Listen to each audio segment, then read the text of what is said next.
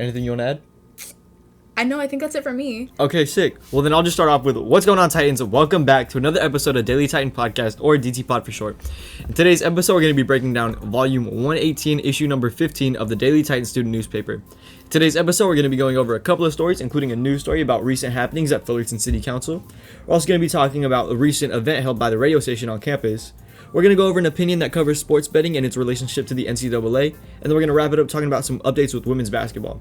Stay tuned, Titans. And before I forget, I'm one of your co-hosts and your layout editor, Kabeer Kansara, and I'm joined with your other co-host and news assistant editor, Demiana, Ghobrial. All right, we're going to start off today's episode going over some recent happenings with Fullerton City Council. At one of their most recent meetings, Fullerton City Council voted unanimously to install new measures to improve pedestrian and bike safety across a couple of different intersections spanning from Bassin Cherry Road to Associated Road, and the Yorba Linda intersection near campus.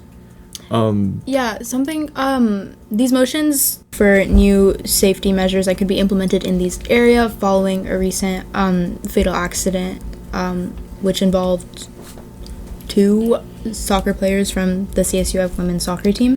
But some of the adjustments that are going to be made to these areas are wider bike lanes. I think they're going to include 1-foot buffers and on the bike lanes. Do you want to talk about the other ones?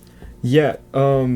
Overall, the meeting kind of just centered on the need for increased traffic safety and support in these specific areas. You know, obviously areas that are closely located to campus where there's a lot of high traffic, new drivers, things like that. One of the main things that was mentioned was the inclusion of Class 2 bike lanes, which would increase the distance between the bike lane and the number 2 travel lane. So that'd be the right-hand lane, I believe. And it would include not only that buffer stripe, but also some new AI-enhanced detection systems to mark different traffic data down, as well as intersection striping for increased visibility.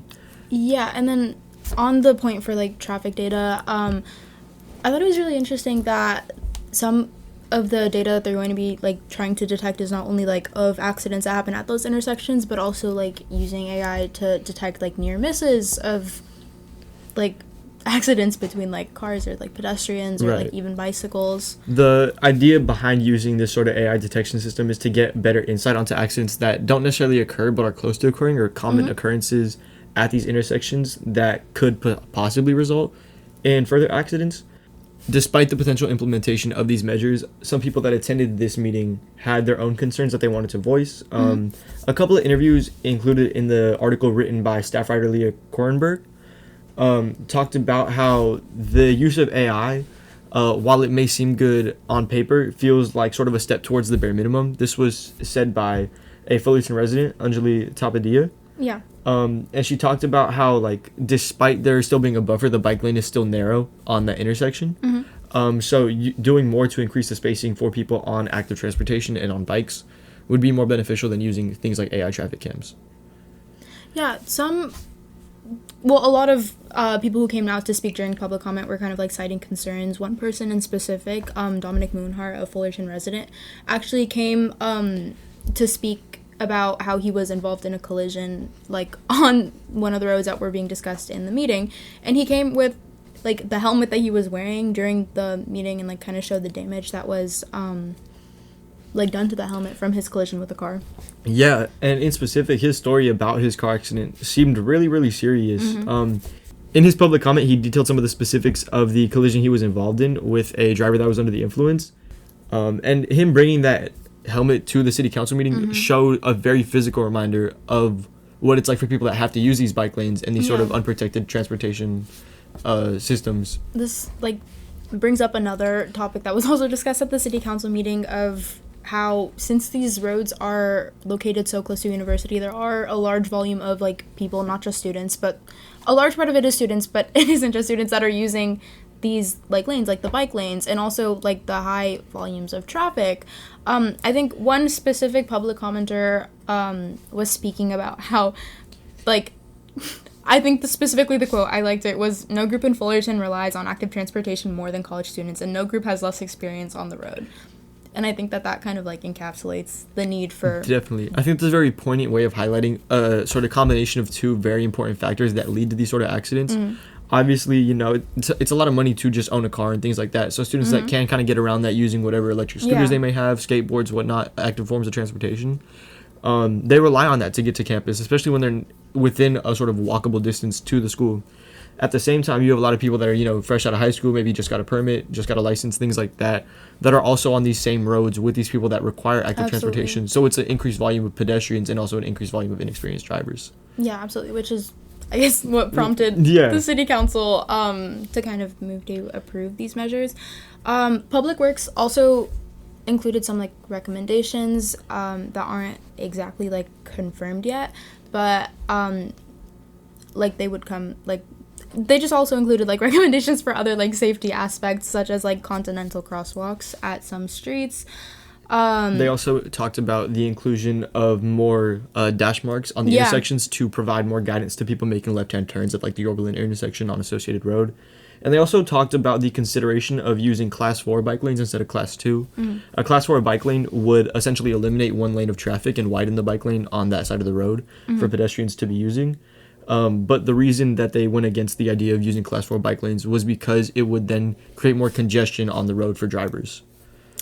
So they decided that Class 2 bike lanes that would just kind of provide that buffer and a little bit of extension from that bike lane would be a bit more appropriate and a bit more balanced in maintaining the amount of drivers and traffic flow while also giving pedestrians a little bit more safety. Yeah, that makes sense. Well, some of these changes are confirmed and should be taking place on these streets, like, within the next 4 months. Changes like the extra dash lines and then the like continental crosswalks aren't exactly confirmed, but it is something that the city is looking into. Yeah, Public Works also held a meeting with different officials from CSUF to discuss these bike lanes further and a little bit more of these traffic protections. And they talked about the idea of creating a shared draft of e-bike ordinances to make sure that as CSUF continues to develop its e-bike policy, they're more in tandem and more aligned with what the city is looking to do in terms of establishing more protections for pedestrians and drivers. And while it's not talked about in this story specifically, there have been, like, other news stories that we've covered about how like, faculty at the school have been kind of meeting to discuss what they can do to, like, ensure that students who, like, take alternative forms of transportation are, like, safer around campus. Absolutely. Overall, I think it's just something that kind of remains to be seen as time goes on, and it's probably something that's going to be discussed further in more city council meetings. Yeah. But hopefully these specific intersections that surround campus can be made a little bit more protective for students that use active forms of transportation. This past week, Titan Radio hosted a special event called No Stress Fest. Something else special. Guess who's sitting right next to me? It's me, guys. Jayden Lovelady, editor-in-chief. It's true. Honestly. You are not Kabeer. I know, I'm sorry. I had to kick him out because, unfortunately, he is a music intern at Titan Radio. So, a bit of a conflict of interest there. But don't worry, I was there. I saw this all with my own eyeballs, so I can talk about it with you. Okay, that's actually reassuring. Yeah. Would you like to talk about this with me? I actually would love to. Yeah, so this is, I think, my 3rd year in a row going to No Stress Fest. I honestly like it. Like, in my opinion, it's one of my favorite, like, campus events that I look forward to. But yeah, the bands were really cool. I know Integra Pink came back for the 2nd year in a row, which was cool because Integra Pink is one of my favorite local bands, so that was fun. This is so cool. I personally was also there for a little bit. I only stayed for the first band though, which was The Heart. But yes. I really liked it. This was also my first time going to No Stress Fest. This was your first time? Yes! Whoa, that's crazy. I know. It was so fun though. It was, like you said, it was like an assortment of bands. It was 4 bands in total, right? Yeah. Yeah, and do you want to talk a little bit about why they do No Stress Fest? Yeah, so, basically, they do No Stress Fest the week or a week or two before finals week to kind of give students, like, an evening to unwind because, I don't know, in the interviews that I've done in the past and just the people that I've talked to on Titan Radio, they've kind of shared that they want to give that space to students to kind of, like, let loose before the stress actually starts because, like, it's more so of, like, a prelude to final stress, I would say, just because it's like they don't want to interrupt flow state once students get into it, I guess. Right, which makes so much sense. Yeah, sure. Hey. This year it was in the Becker though, which was cool. Last year it was in, or at least their fall semester No Stress Fest. It happens once a semester. So always one in fall and spring. But last fall was in the TSU pub. And this year it was in the Becker Amphitheater. So it was kind of cool to be outside. Yeah. I've never been to an event in the Becker Amphitheater before. So it was kind of cool to be outside. And it was a full moon that night, which was kind of just like cool. I don't know. Yeah, it added like a nice little vibe. In the article written by our assistant lifestyle editor, Jenny Guzman, she also interviewed some students about kind of like the type of music that was being played there. It was a very specific type of scene, like kind of more rock. Would you say like punk music? I would say it was definitely hardcore leaning. I would categorize the bands as like punk leaning for sure. There was definitely like moshing and like, I don't know, all the typical like DIY scene stuff. People were skanking and moshing and stuff, which was cool. I think it's funny. Like, me personally, I really love the music scene. Like, I'm always at local shows, so it's kind of like meta for me to see like a show happening in the middle of like my learning environment. Right. Like, you know what I'm saying? It was just kind of silly to be like, I was walking to meet my friend, and it was already going by the time that I got out of class to go there, and I like was just walking my route from class, and then it's like, okay, punk show in the middle of Cal State Fullerton, yeah. But I think it's a nice like introduction for people who like want to get into that scene, which is also talked about in the article. But how was like the vibe there? Like, did people look like they were having fun? Yeah, I feel like people were definitely having fun. I mean, at least like what I can see. I thought it was really cool. They were handing out free Red Bull, and there was like a local business with like I think there was like clothes and like jewelry and stuff there, which was cool. But yeah, I don't know. It was definitely a good vibe. Like, there was high energy there, which was kind of nice. But I definitely do think it's a good introduction to the like local music scene. Yeah, on the topic of the scene though, if you could have one band come to No Stress Fest next semester, who would it be? Oh, you know what's so funny? I think I've asked this question on this podcast before, but I've never been asked. So this is exciting for me. Oh, this is really meta. I like borderline think this is the same answer. I want No Doubt back here, guys. Oh. Second year in a row, I'm arguing on the podcast. No Doubt should make their return to Cal State Fullerton. Well, cousin, for the second year in a row, you're right. Right. I need to see hella good with my eyeballs in real life, and it needs to be at Cal State Fullerton. Sorry. Yeah. I don't make the rules. Like, I just kind of, live by them. No, this is really good. Yeah, cool. Okay, well. Wow, thanks for having me. I had so much fun having you here. Yes. I love coming back to stop by. This is a like mix and match host of DT Pod of all time. Very great. Oh, wait, you're on to something. You're right. Yeah, this is how it should have been, man. Right. Well, I would agree. Actually, I'm the boss. So maybe I can arrange some things. Well, speaking of boss, I think I'm going to let you get back to your editor-in-chief stuff. Thank you. Yeah, I'm very busy these days. Yeah, unfortunately. All right. But thank you for coming. Yes, of course. Bye. Hey Titans, this is Sergio Gonzalez, the digital managing editor of The Daily Titan. Stay connected and follow us at The Daily Titan on social media. Be sure to pick up a copy of our broadsheet in the Origin newsstands, and if you want more stories, check us out online. Alright, I think we're going to take a gamble and have someone new talk about an opinion with us. Stakes seem really high. Who would this new person be? You want to bet on who it is? No guesses are coming to mind. Really? Yeah. I'll put my money on the fact that it's Justin Rosette, a sports assistant that tried his hand at writing an opinion this week. Oh my god, welcome Justin. Your prediction was correct. It is me. I'm happy to be here, guys. Thank you guys so much for having me today. Of course.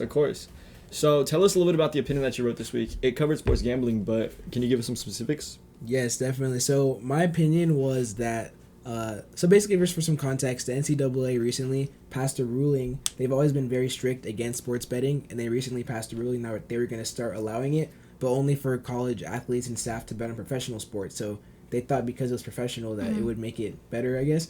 But they kind of, I guess, went against their prior reputation with that ruling. And so my opinion was just that they kind of like tarnished that in a way. And also, we're going to talk about it, but gambling is a very serious thing. It's not anything to play with. And they kind of were putting athletes and staff in jeopardy by almost allowing them to do something, which they've already had trouble with before they passed this ruling. So it was a very interesting decision from the NCAA. Yeah, and how long did this ruling stay instated before the NCAA rescinded it? So it was passed on October 22nd, and you have 30 days to rescind it, and November 21st, so on the 29th day is when, right before the deadline hit. But in between those 30 days, there were a couple of different cases, and there was even one like the morning of the 21st that a player from Temple was like betting against his own team. It was really bad. He got like banned from the NCAA, or he was already a former player, but he's banned. And a couple hours later, the Division I schools voted, two-thirds of the schools voted to ban it. So they made that decision, and then in the month following, a whole bunch of stuff came out showing them why they shouldn't have done it, and then they rescinded it after that. That makes sense. And this seems to come at a time when gambling in professional sports is sort of becoming a very rampant issue. I mean, other leagues like the NBA have had their own large-scale scandals with betting, and also with organized crime. I know you touched on that a little bit in your article. Can you give some more context as to how the organized crime plays into this like epidemic? Yeah, so with the NBA, there's a coach, Chauncey Billups. There's also a player, Terry Rozier, a couple other players from back in the day in the NBA, Damon Jones, that were involved with, I guess, organized crime or the mafia, as some people would put it. And in this recent case with college basketball, there were 14 people that were charged and arrested, including college athletes. They weren't arrested, but they were, like, I guess, found guilty of being affiliated with the Luchese. Is that Luchese, I believe? I think it's Lucchese, but yeah. Lucchese crime family. And just doing research on that was, like, crazy because, like, you're talking about something that so many college people in general, like, gamble, sports bet, but I guess it's different for athletes because when you get affiliated with things like crime families, like, they can sort of hold that over you, you know? And, like, one thing we talked about in the story, I wrote it, but Gizelle and Emily from the Opinion Desk, they helped me, shout out to them. We were just going over, like, the detriment and the, I guess, just what comes with betting. And I even talked to a coach on the phone today. She was saying, like, we tell our players not to do it because you don't know, like, mentally, you know, if you're trying to make up debt, like, your head's not going to be there when you're playing. Or sometimes, as we saw with Terry Rozier, players can, like, do bad on purpose to try to, like, make bets. So it's just all around bad, and the athlete's head is not going to be where it's supposed to be if betting is allowed. Definitely. And in that interview that you also included in the article with a coach from Menlo College's women team, that coach also talked about, you know, it opening up extended pressures on athletes by allowing them to engage with professional sports. Because a lot of these athletes are also trying to get to these professional leagues. Mm-hmm. So in a way, sort of tampering with their futures and also, like, you know, playing games against what they're looking to get into. Yeah. It's definitely a sort of concerning epidemic to open up to college athletes. Yeah, and like you guys both said before, it is, like, somewhat of an epidemic that we're seeing. I think you spoke about the statistics a little bit in your article that 20 million Americans have like engaged in, like, problem gambling. Yeah. I thought that was, like, really interesting. I also know that you talked about it earlier, but I just thought it was really interesting how you kind of focus on, like, the specifics of student athletes dealing with, like, gambling issues, because some of the symptoms for, like, this addiction aren't as physical as they are for other addictions or issues that these student athletes might be facing. Yeah, for sure. I try to think about it, like, I'm not good enough to play basketball in college. I would have wanted to, but just from the perspective of a college athlete, just think about, like, you know, you're playing your sports day to day, like, you have a job or whatever, right? Let's say you start gambling and you start losing money. Mm-hmm. You're going to practices and your head is not where it's supposed to be because I'm down however much money. And then let's say, I don't know, for whatever reason, you are to get involved with someone, like, even if it's not like a organized crime family, like, someone's, like, counting on you to, I guess, lose bets or lose games on purpose. Now you're kind of messing up your team, messing up yourself, because if you get caught, then you're done for now, especially nowadays, right? So from the perspective of college students, it's, like, a terrible position to be in. And so the fact that the NCAA, like, was this close to allowing that, it just would have opened, like, the floodgates to so much worse than we've already seen. Definitely. Yeah. And when you talk about the NCAA being close to allowing that, I know that different divisions have their own sort of, like, voting systems on how they approve these changes and rules. Mm-hmm. So did this go across all three divisions to approve that this idea for student athletes to be gambling? Yeah, so the original ruling was passed first by Division 1 and then had to be passed by Division 2 and 3, which it was. And they put, like, a hold on it, I guess, while they were waiting for the 30 days. But after on the 29th day, on the 21st of November, only Division 1, I guess, because it's just D1, only 2/3 of those schools had to vote against it. And they did after they saw kind of everything that came, like, the backlash that came with it and stuff. So it's a little bit odd to see that it came from Division 1 initially, because they'd be the division of schools that's most affected by the issues caused by problem gambling. Yeah, definitely. I think, as we see with professional sports a lot, like, I actually didn't know this until doing research on this, but professional athletes like NBA, NFL, they're allowed to bet on other professional sports, just not their own. Like, and not in their league, or like? Yeah, so, like, let's say LeBron James can bet on the NFL, but he can't bet on the NBA, because then it's like you're kind of tampering with your own thing. Like a conflict of interest. Yeah. And so something that Emily and I were talking about earlier is the fact that the NCAA kind of tried to conform with that, and they tried to have their athletes be able to bet on other leagues as well. But I guess it's just different when you're talking about college students, college athletes that are still young adults. And like we talked about, like just the enjoyment, like think about going to, even though our sports teams they're getting there, right? But just think about like going to like a March Madness game, or even going to Titan Gym to watch a tailgate game. Like you have so much school spirit, and imagine your star players out there trying to miss shots on purpose. You know what I mean? Yeah. Like it just Trying to make that parlay hit. yeah, like it messes up the experience that is college sports. You know what I mean? Definitely. And to kind of localize it to our college, I know that you also had another interview in here with Sydney Shipley, the assistant athletic director of compliance here at our school. Do you want to talk a little bit about like that interview and kind of what you learned by talking with her? Yeah, I think it was really interesting because I didn't know kind of where our school stood on the ruling, because 2/3 of the schools like did vote to pass it. And so talking with Sydney, we I guess interviewed over email, and she was telling me that she was like against it and that our school was against it. And I thought that was cool. I was like, at least our school wasn't. Yeah. At least Fullerton wasn't involved in almost letting students bet. But yeah, she was just saying that obviously gambling is like very serious, as we talked about with the statistics in here, and it can lead to just addiction. Like this is like when you think about certain, like I know you were gonna bring up your research that you were doing, but like gambling, like drinking, smoking, like certain things like that are like very real addictions. And like you're allowing college students to do that while playing sports, so it's kind of like you're giving them, like, I guess almost a gateway to like develop this addiction possibly. Like you're opening the door for that. And she was kind of saying like, there's no place for that at Cal State Fullerton's campus, which I was very happy to hear. Definitely, yeah. You honestly just threw me a generational lob bringing up the research. I recently did a presentation on sports betting in specific and the kind of effects that kind of gambling has on adolescents and young adults. And yeah, I mean, in terms of what you're saying about how it opens up students to other kind of risks, you know, alcohol, cigarettes, drugs, other things like that, a lot of research has shown that that gambling creates other forms of cross addiction, which is when someone develops an addiction to another vice at the same time as another one, sort of in tandem. And it's something kind of prevalent in media, like, you know, you watch like a movie about a casino or whatever, someone puts the house on black, then they go outside to kind of cope with their loss, they end up smoking a cigarette, their homie comes out, pulls them back inside, and they're like, oh, let's get a drink and let's go win it all back. Yeah. Like within just that time frame of media, you've already seen someone engage in like 3 sort of vice-like or like terrible copes to deal with the problems that gambling initially starts. And that's a very real thing and a real epidemic that sort of lays underneath gambling, because you think gambling is like the root cause, but there's also all these problems that branch off of it. And then in one of the videos I watched in doing all this research, there was an interview with this guy Tim Fong, a professor from UCLA who studies sports psychology, and he was saying that gambling activates the same parts of the brain as do other drugs. You know, it hits the same dopamine receptors, it provides the same sort of dopamine response. So gambling, while not being like a physical substance, is still acting as a drug to a lot of athletes. Yeah, definitely. I think when you talk about like sports betting, like just the rush of, oh, you know, like paying extra attention to a game because like you have money on the line, you know, it's like you're not able to completely focus on like what you're doing. And I think that's an easy way, I guess, for whether it be like crime families or whoever to like kind of get involved with the NCAA, with the athletes, because you're like, hey, it's an easy way for us to make some money. But then you start doing this and then you get caught up and it makes your school look bad. Obviously you kind of look a certain way. So I think the NCAA, I'm glad they ended up rescinding the ruling and kind of going like walking back what they did. I'm not sure completely why. They tried to say because they educated people enough, but like before they even did it, there was already 30 plus investigations they were doing into people betting in sports in Division 1.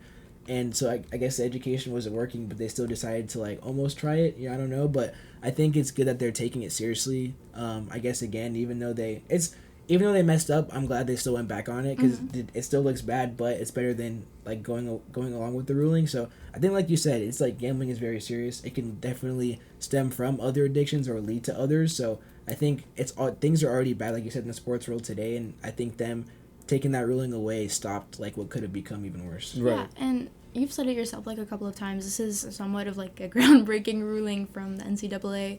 Do you think that this is kind of paving the way for like future rulings like this that might like allow for some leniency with collegiate athletes like gambling, or was this like a one and done situation, like they tried it didn't work? Yeah, it'll stay the way it's been.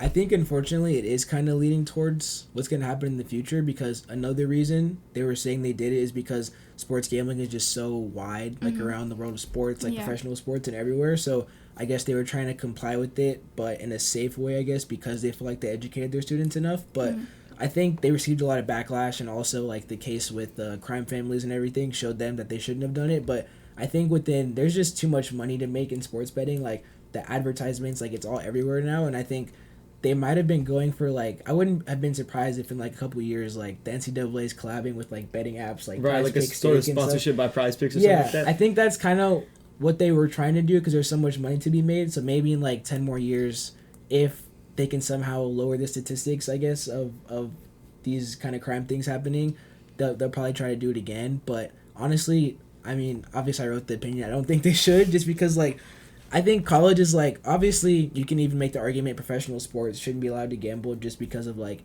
the risks that are there, right? But I think in college is like most of the time it is like, you know, young adults. Even there's some athletes that are 17 years old that are, you know, in college, and so I think it's just such like a, I guess like a sacred ground when it comes to like athletics and college sports. It's such a special thing, and like before people are like, I guess they're already adults, but before they get out into the quote unquote real world, just like keep them away from that at least now, and just let them play their sports and be able to do that like with a free mind. Yeah, definitely. I think that was really well said. Thank you for coming on to talk with us about your story. It was a really good read, but yeah. Thank you so much. Thank you guys for having me on. It's been like 2 years that I've never been on the podcast. This is actually crazy. I'm glad you came on, bro. Right. Yeah, so I appreciate it. You guys are doing a great job, so thank you. Man, we're doing a great job because of people that do good work like you. Yeah. I appreciate that. Of course. I appreciate that. Well, but now you got to get out of here. We need to do more great work. All right. Yeah. Thanks, guys. Bye. Bye.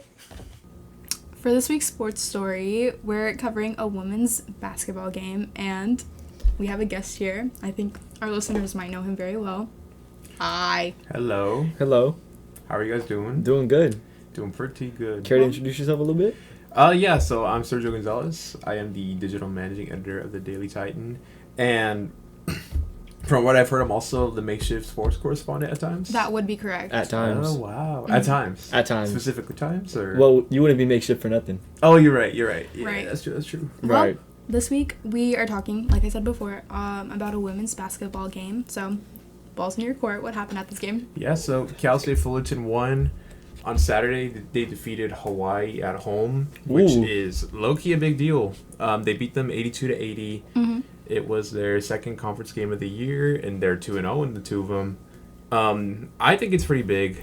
This is their first win against Hawaii in over 12 games. Yeah, They lost their last 12. The last time we went against them was in 2020, right? Yeah, so it's been a minute, and that's been a program that's kind of dominated us in the past, but things are looking a little bit different, though, so I like the way things are trending with the team right now. I mean, obviously, it's pretty early in the year, but pretty good signs. Definitely. And I mean, with it being an 82-80 victory, that's a pretty tight final score for the game. What did that game look like in terms of, like, you know, quarter-to-quarter action? Yeah, I mean, it was pretty level throughout.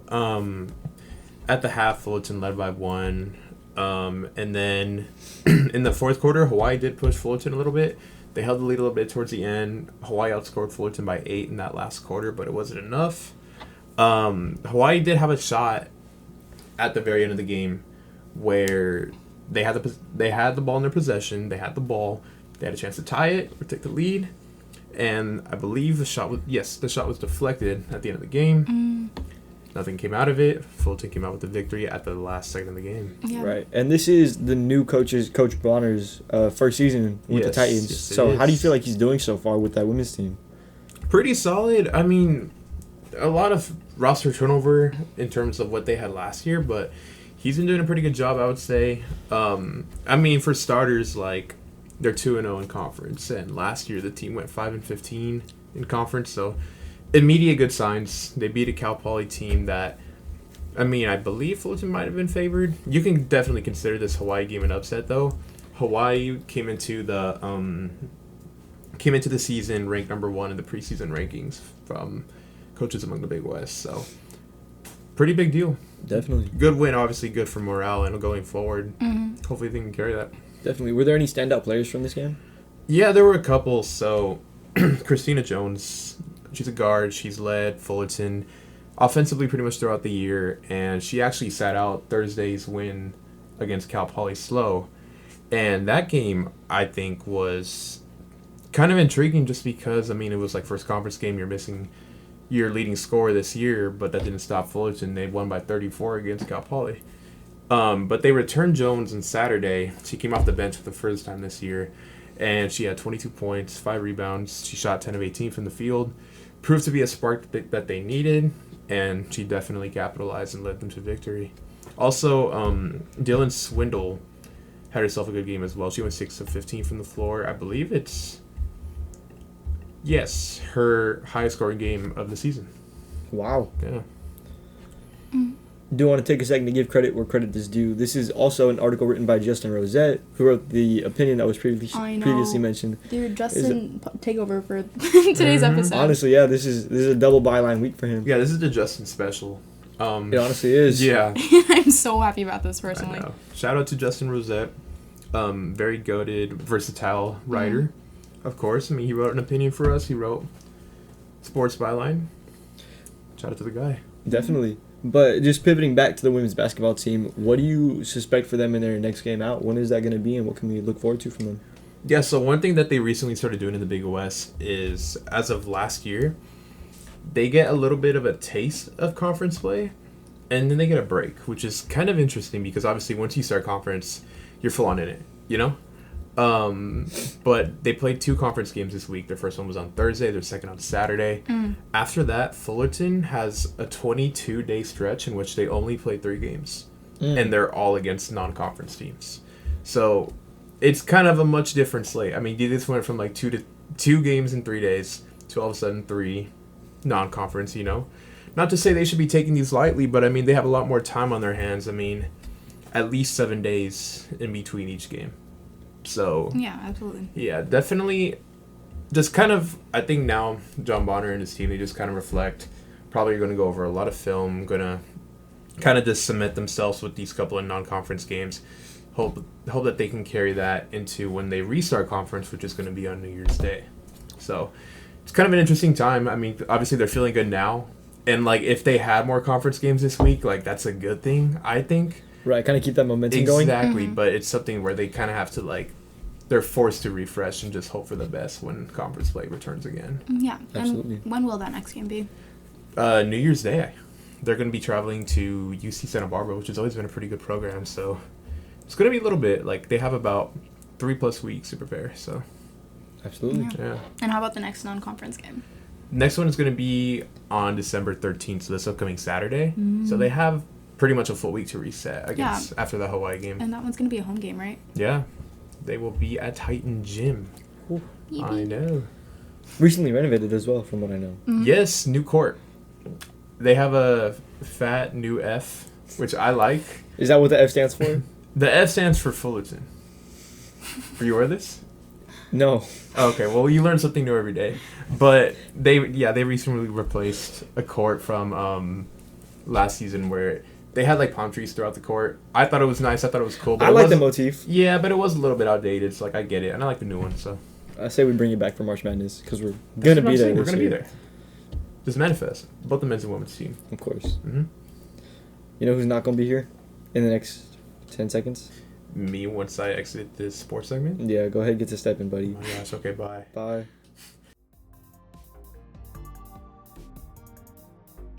And that's it for this week's episode of the DT Pod. Be sure to pick up a copy of the Daily Titan on campus or check us out at dailytitan.com to read the articles mentioned. Thank you all for listening, and as always, if you like us, we love you. All right, Titans, you already know what time of the year it is. It's giving season. So in that spirit, we're going to be giving a lot of thanks out before we head off for this episode. So first of all, we're going to give a big old thank you to our executive producers, Sergio Gonzalez and Jayden Lovelady. We're going to throw another big old thank you out there to our producer, Michelle King. And then we're going to give some more thank yous out to our assistant producers, Gizelle, Medina, and Raniel Santos. We're also going to give another big old thank you to Bijan Shoushtarizadeh for providing the music that you hear in this episode. And the biggest thank you of all is going to be given out to all of you for listening and tuning in with Daily Titan Podcast. Make sure you stay up to date with Daily Titan on the website and pick up a copy of the broadsheet when you're out on campus. We'll see you guys around. Thank you for tuning in. Peace.